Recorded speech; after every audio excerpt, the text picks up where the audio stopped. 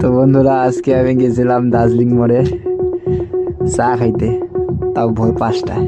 যাই হোক, এই যে কাকার দোকান থেকে চা নিয়ে নিলাম, ঠিক আছে। তারপরে এক জায়গায় বসলাম, বসে বিস্কুট আর চা খাইলাম ভালো মতো শান্তি করে। তোমাদেরকে দেখাবো চা আমি খাচ্ছি।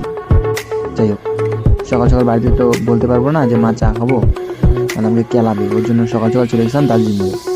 চা খাওয়ানোর পরে যেখানে ফুটানি মারতেছি, ফুটানি না দেখাইলে আর না করলে আমার চা যে খাইছি ওটা হজম হবে না। যাই হোক, भाई थोड़ा थोड़ा बारिश गिर रहा है, ठीक है। और लड़के उससे जा रहे हैं।